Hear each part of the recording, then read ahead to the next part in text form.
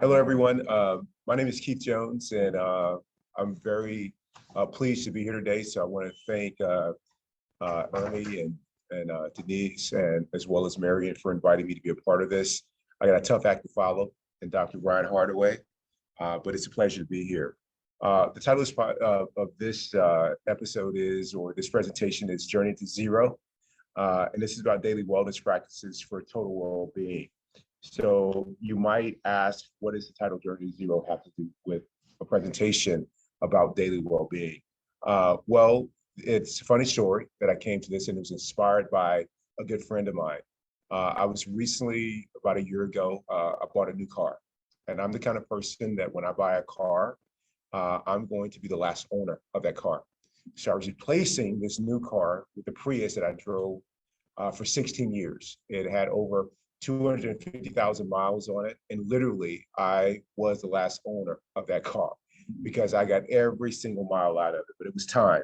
And so I had a friend who I buy cars from all the time over the last, 20 years or so. And this particular friend, I asked him, what can I get as far as a trade-in value? And he told me, he said, well, it's not zero.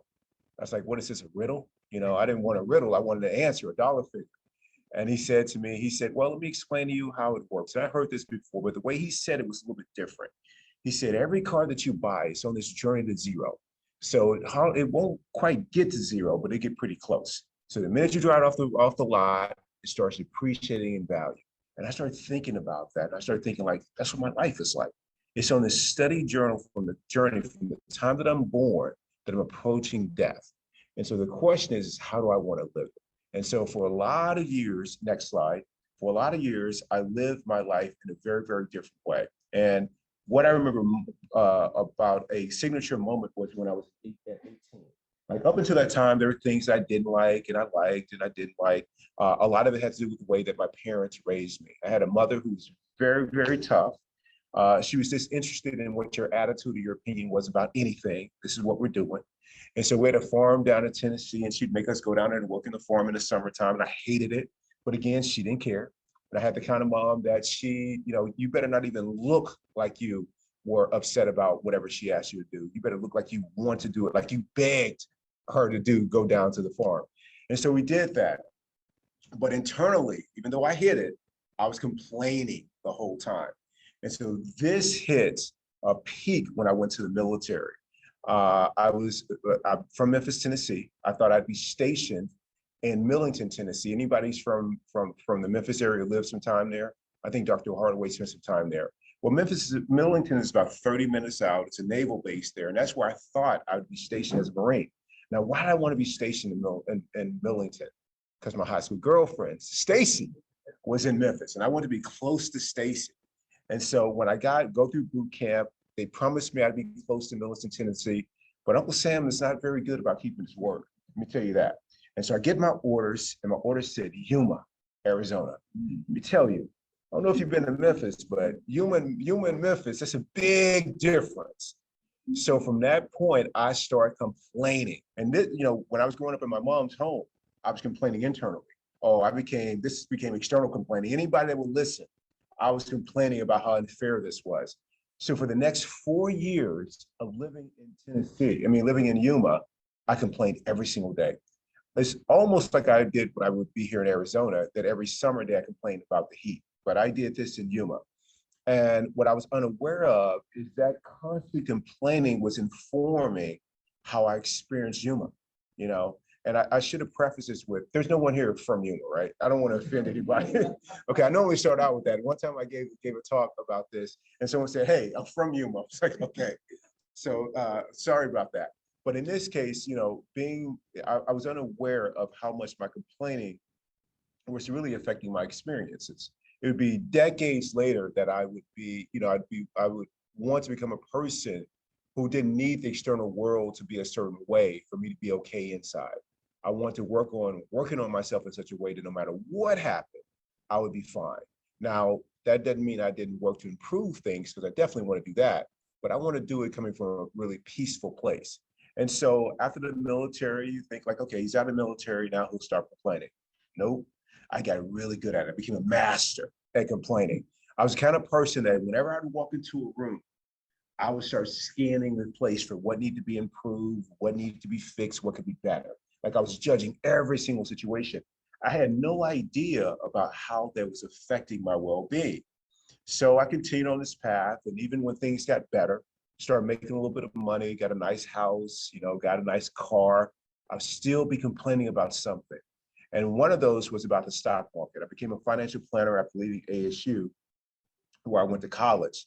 And so the financial planning, again, I hadn't got to the point to where I was really aware that there was a way to live life differently. Again, being like focusing on myself inside, so that I don't need the world to be a certain way.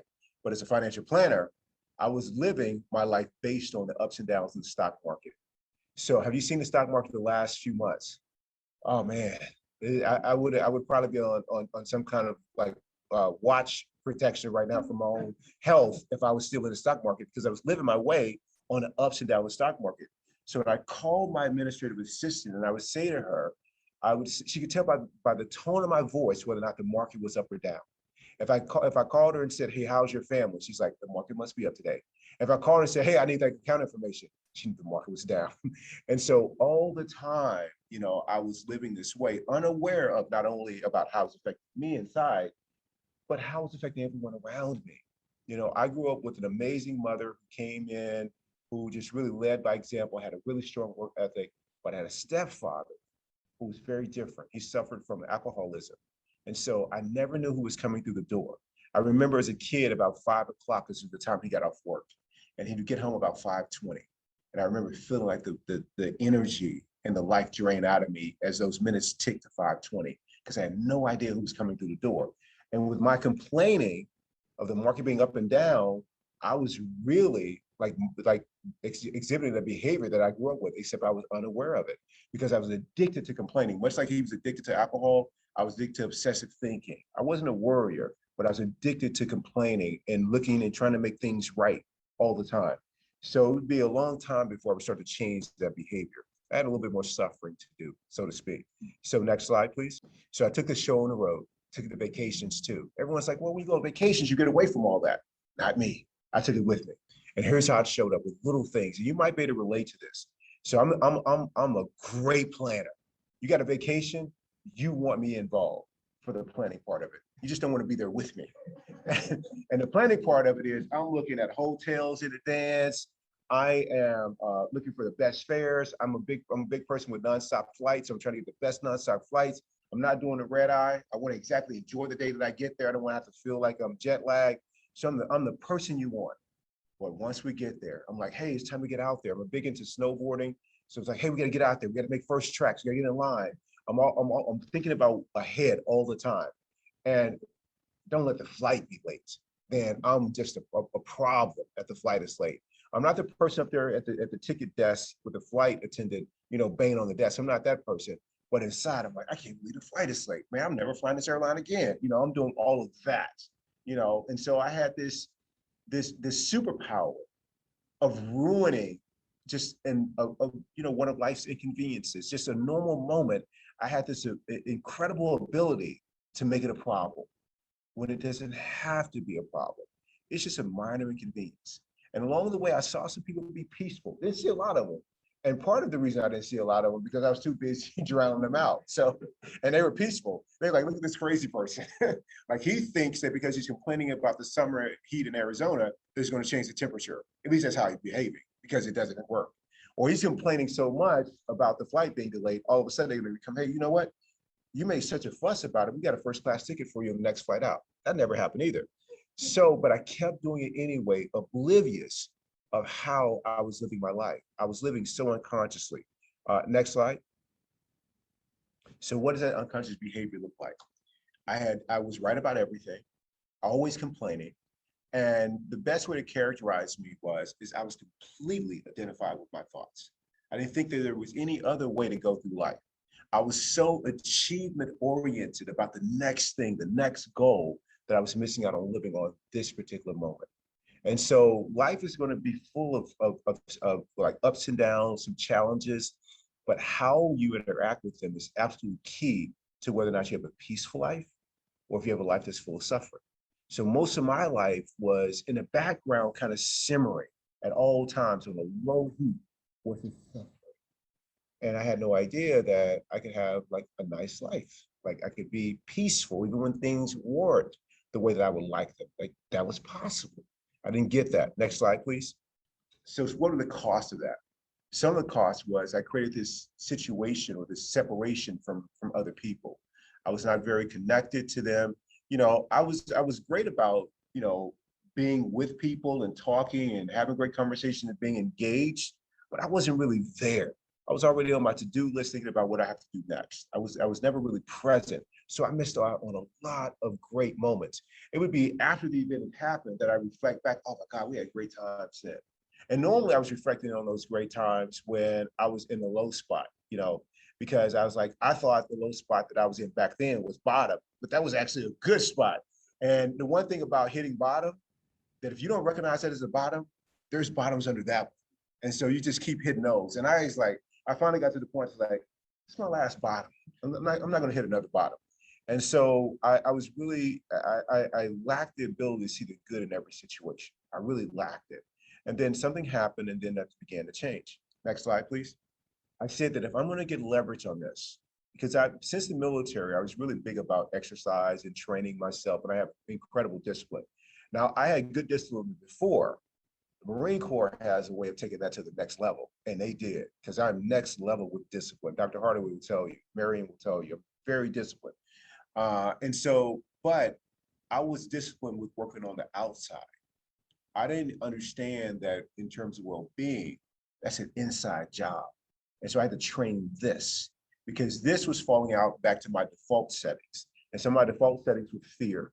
Like, I mean, if I name like a tangible fear, one of my fears was swimming, which I overcame, at a late age, at age 38. But that's a physical fear. But I mean, it's also mental, I guess, because I was afraid of the water. So that also had a role. But there's another fear that I had. My fear as growing up was fear of not reaching my full potential.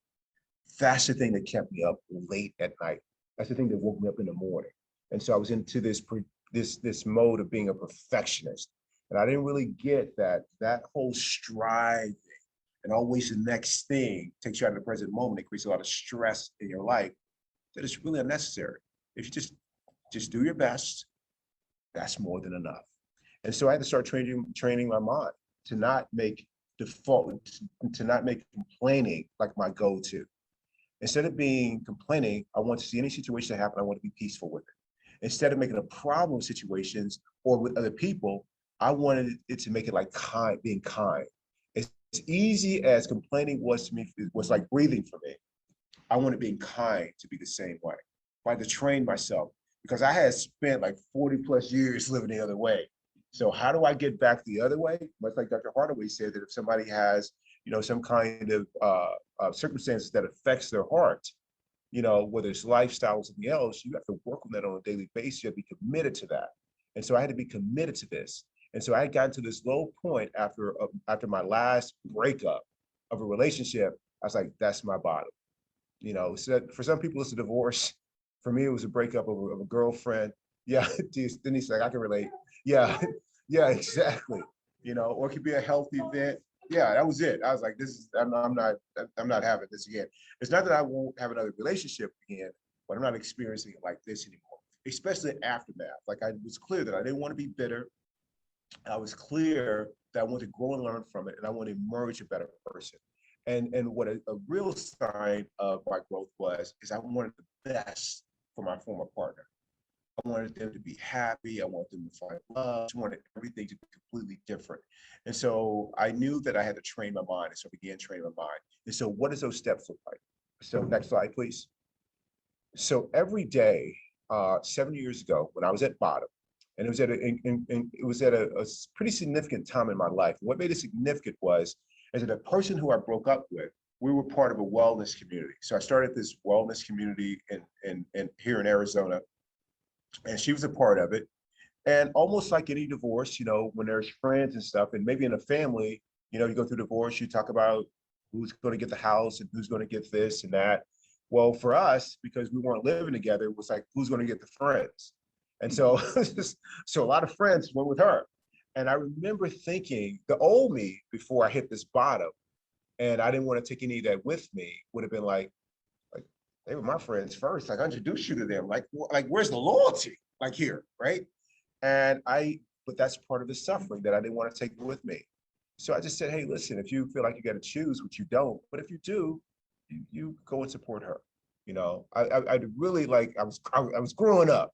I was growing up is what I was doing and maturing, with my emotional intelligence, but even more than emotional intelligence, I was becoming the best version of myself. I was really becoming a conscious human being. And so the breakup really helped with that. So I was like, what can I do to make sure I don't slip back into that? So that I'm at the grocery store and I walk into one of those people that was a friend, if I walk into them, that I don't start feeling a certain way, or I don't start turning down and going down another aisle, or I stay in the car until they pass. Like, how do I get past that? Or if I remember the first time I got my real test, there was a wedding that a friend of both of us had.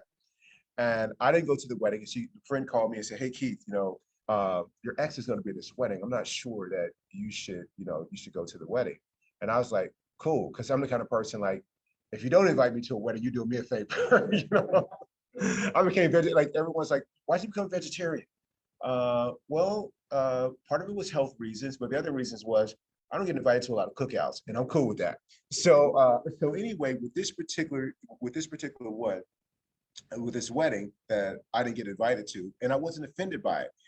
Before, the old me, Keith 1.0, wouldn't have wanted to go, but I would have been offended if you didn't invite me anyway, right? And I didn't want to go. Like, what kind of, it makes no sense. But that's how I used to do. That's what I would do when I was unconscious. So here I am. I'm about 2 years into my well-being practice. I'm all good. And this mutual friend is showing me pictures from the wedding. I thought that was great. It's like I've been happy for the whole time. And then I came across a picture with her date, and they're standing there like they're in the prom picture. I was like, hold on, I thought I was okay with that. I'm not so okay. But again, that became an opportunity. Like, I thought you said you were serious about her being happy. And I was, and then I let that go. And it's because I started training myself that everything that starts to like rub against that little thorn that I have, everything that starts to make me feel a certain way, feel weird inside, make me feel like I'm not enough, or I'm afraid, or I'm jealous, or I'm fearful, all those things, that's what's got to go. The situation doesn't have to go. The situation can be exactly like it is because I have no control over that. But what I want to be is the kind of human being that regardless of the situation, that I'm okay inside. I got to train that. Just like I trained myself to complain, because I didn't know I was training myself. I did, because I kept doing it over and over. It became this repetitive behavior. Before you know it, it became a part of my personality. So how do I make being kind a part of my personality? You train it. Just like how do you get to Carnegie Hall? Practice, practice, practice. This is what I did. So I started doing this practice, and part of it is gratitude. And so gratitude is a very simple practice. This whole thing takes about 10 or 15 minutes a day. So gratitude is simple. All you do is take your hand, and we're going to do it here with everybody. So take your hand, and with everyone in the room, I just want you to name one thing. We're going to start with Denise, just one thing you're grateful for.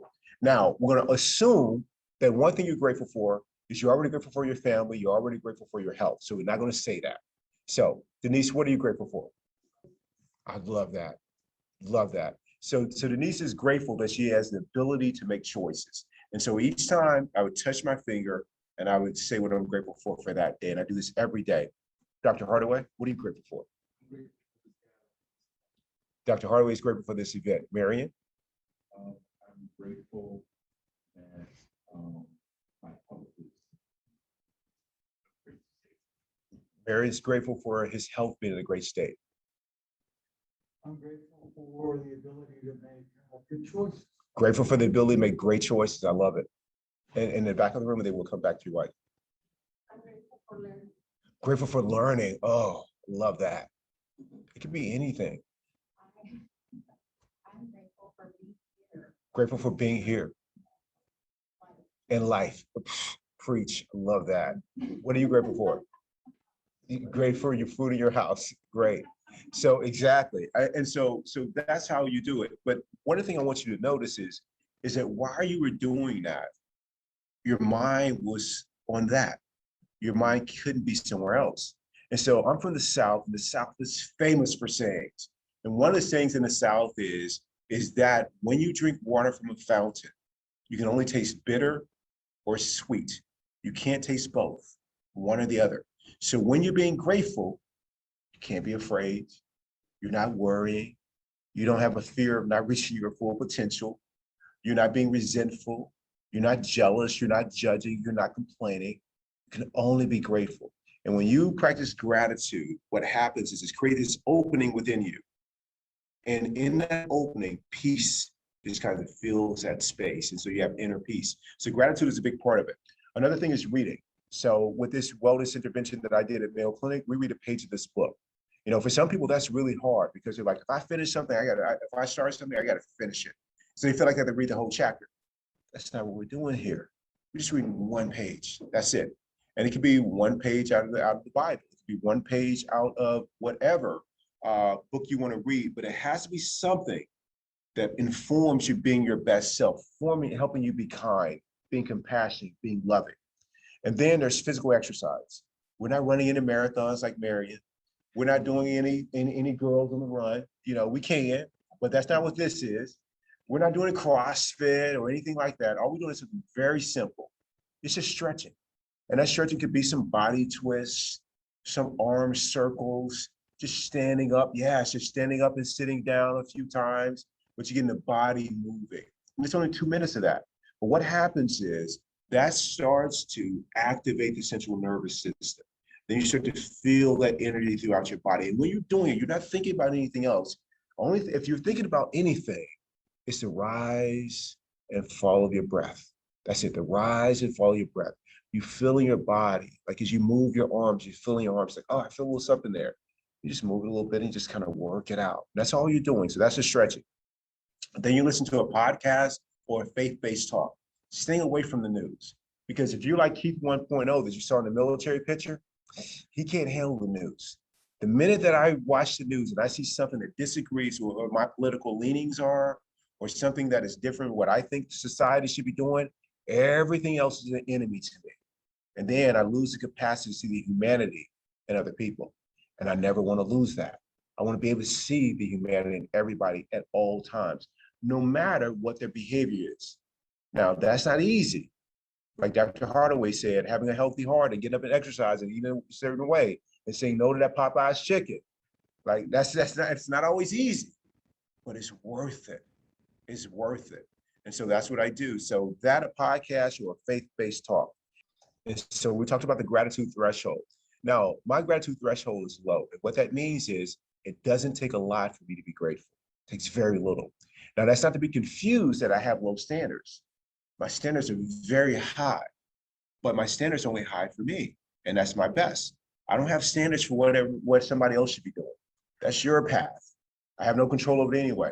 If I did, we'd all be doing CrossFit. We'd all be vegan in here, but that's not my path. My path is do whatever you want. That's your path. My path is to be accepting, to not judge, to be loving and kind, no matter what you do. Same thing with life situations, is that my standards are high, but I don't require life to be a certain way. Now, I think life might be better if it's a certain way, if we have a equitable, inclusive culture and country. And I know we're trying to trend that way, but while we're making our way there, with a couple of setbacks along the way, my job is to keep peaceful and kind to everybody at all times, no matter what. So again, low gratitude threshold, very, very low, but very high standards for myself. Not perfection, just I want to do my best. Next slide, please. So I had opportunities at Mayo Clinic to put this in action by meeting a lot of great people along the way. So my first year at Mayo Clinic was as a volunteer, which was fantastic, you know. And what was important about that volunteering experience is it was shortly after I went through a breakup. That breakup that I told you about, that was my bottom. So at that time, the way that I used to behave when I didn't think that was a bottom is that like some people may eat when they go through something emotional.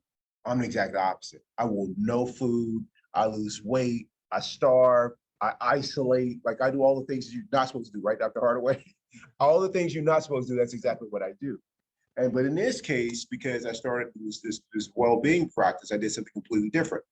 And my mom told me when my mom is like an amazing person, wise, like wise. She never tells you what to do. She's never once told me, well, she told me something to do, like if I was like not appreciating where I was, because she had a low gratitude threshold too. Like an example of her low gratitude threshold would be Like people ask me, do I get bored? And the answer is no, I never get bored. Why don't I get bored? Well, something that happened when I was about 8 years old.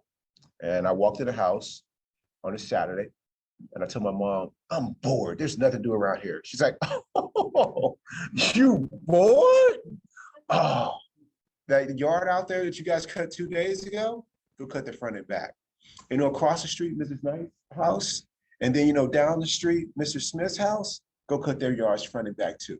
What? Go cut their yards back. And then once you come back and tell me that you're bored. Walk back in the house after 5 hours of yard work, she says, how you feeling? I'm not bored. It's from 8 until I'm 52 now. I never had another bored day in my life. So, but my mom is really good about these life lessons. So she taught me this. As I was going down, she's like, how you feel? I said, I don't feel great right now, but I want to do something different. I said, I want you to volunteer. Because when you start contributing to other people, you forget that you have problems. And then you start seeing those problems as opportunities to grow. And that's when I started volunteering at Mayo Clinic. And then I just kept doing that. And I grew up along the way, volunteering along the way. So I had some experience with it. We grew up in the church back in the South. My mom was really big about community service. So we used to go to assisted living facilities for seniors. And we'd be in there and inside I'm complaining the whole time, not wanting to be there. But man, now I'm so glad I had that experience of contributing to others. It was a game changer for me. And so when I am focused on helping others, it's impossible for me to worry or feel bad about what I don't have or what this problem is, because I'm completely committed to the work of serving, which Marion has done a lot, has dedicated his life to that. And I'm fortunate because outside of volunteering at Mayo, Marion has got me more involved in doing it outside of the community. So I appreciate that from you, Marion. Thank you. And so now my mantra is be my best, be kind, and serve. Next slide, please. So one of the ways it showed up was during the pandemic here in Arizona and in the world, but here in Arizona specifically, we had a lot of changes at Mayo Clinic. And one of the things was I was working at the medical school and working with the doctors to be. And Mayo Clinic let me go, as a contract employee. So I wasn't getting a paycheck then, but I already had some practice of not letting external forces impact how I show up in the world. So during that time, I didn't think about, whether or not I was going to be able to pay my mortgage. I was like, what can I do? And I said, I can still contribute. So I started going to Mayo Clinic and I asked them, could I volunteer during the pandemic? And they said, at first they said, I don't know if you can. I was like, gotta let me volunteer. And they let me volunteer, thanks to Michelle Howie. So next slide, please. And so here's what we did by just keeping an open mind and having these daily practices. Because without the daily practices, what I would have seen or what I would have done when Mayo Clinic said, we have to let you go as a contract employee, what I would have done is been pretty negative to Mayo Clinic. Like, we're having a mental health crisis in this pandemic. How are you gonna let the well-being person go? That makes no sense. So really what we would do in these virtual classes, because we would do it for everybody. And we do these virtual classes. We start every session with gratitude. And it was at a very, very important time because it's medical students like everyone else that's having their life, I want to say disrupted. There was a change in their lives. And so they were having some challenges dealing with it. So we started gratitude. Because gratitude helps you not focus on what's wrong. It helps you just be right here in the present moment. And so that's what we would do. And then we'd finish the session with gratitude. It's a very important time too, because not only was a pandemic, but during that period too that we were doing this, there was also the death of George Floyd, that a lot of the students were dealing with, and they had some very strong emotions regarding that. We were right during the election. And so the country was kind of divided on that. And so we brought this to the table.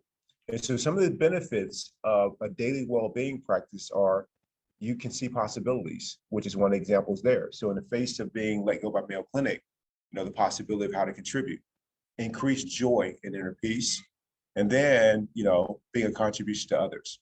So I'm going to pause there. I think there's only about a minute left. So thank you for attending today. Any questions? How did you say you came from 1.0 to the grateful mindset? grateful person you are today. When did that reminder of yourself to change from 1.0 to being that grateful person? When did that become natural? When it become a natural? So great question. So Marion's question was, so going from 1.0 to 2.0 has taken obviously some practice. So it's like, at what point did it become like breathing? Did it become natural for me? I would probably say it became, certain parts of it became natural. So like being kind became natural with practice. That probably started pretty quickly because that's what I focused on. Well, acceptance was what I focused on first. Like there's some situations that I can't control. So that was number one. And so everything that came up that I wanted to be different, but I couldn't control, that happened first. And that didn't mean that I couldn't work to improve it, but it meant in this moment right here, I need to accept this. So with losing the job, not losing the job, but Mayo Clinic having to terminate my contract, like that was a great moment. I saw it as a moment, okay, you practice acceptance. This is what you said you're about. Let's see you do it. You know, it's being kind to people even when they disagree with you or with what you believe. Like it's easy to be kind with people that believe what you believe, or you know, how do you do it when people don't? Like, how can you be Christ-like? Like that. I mean, it's one thing to say it. Like Monty Williams, the coach of the Phoenix Suns, has this saying that's really going viral. That he has this hat. They're making hats of it. It says WD, and then it's a greater than sign, and then it's WS, which stands for well done is better than well said. So people say they want to be Christ-like, but then when it comes against somebody that thinks differently, are they behaving Christ-like, or are they judging the person? So I became really clear on that because it's daily practice. So the acceptance came first, and then kindness came. And then every time something would happen to where I didn't automatically feel like being kind, my old behavior was to make a reason why I could be different here. And I started saying I can't make any exceptions. This has to be applied in every situation. And so before you know it, being kind became easy. Like it was almost like it's the mind is so interesting that at least I lived in a way to where the mind was telling me what to do. The mind is just software. It can be programmed. And when I started telling it what to do, like, you don't run me, I run you. And so an example of that would be is that I used to, when I had a girlfriend, I would come home and we'll come to her place or wherever, and I'd be like, man, it's been a long day. I just want to sit down and just, God. Now, mind you, she's had a long day too. She's making dinner, like she's like doing dishes, but my day has obviously been harder than hers. So I'm like, I got to take a load off. And then I said to myself, you know what? I've told myself a story that I have to. What if I came in that I'm going to be a contribution to her, just like she's been to me? And once I made that choice, that that's the way it's going to be, that became my new normal. I grew up with that at home. My mom was like, if I'm not sitting down, you're not sitting down. And guess what? This woman never sat down. And so, but somehow when I left the house, I started sitting down. And so then I started training myself to be like, no, it doesn't tell me what to do. I tell it what to do. Like seriously, like in every case like that, and it came about that with nutrition. Like the exercise part was easy because Marine Corps had helped you with that. But it came the inside stuff that I started being that way about. Like, no, I'm saying I'm being kind. No, this is different. You know, they use the N-word. You see the hat that guy's wearing? Like, nope, that still counts too. You don't tell me what to do, I tell you what to do. And before it took some while, you know, like, because I still don't like to hear the N-word at all in any circumstances. But I'm like, you said that you're not going to confuse people's behavior with who they are. What would Christ do in this moment? And I started thinking like that. It's like, okay, that needs work. And I stopped saying like, they don't have to change anything, they don't have to change their language, what they believe. I'm going to be different. And then I started showing up different. And before you know it, those things didn't sting as much, they didn't trigger me as much, and I started becoming kind no matter what. Denise, thank you, Mary.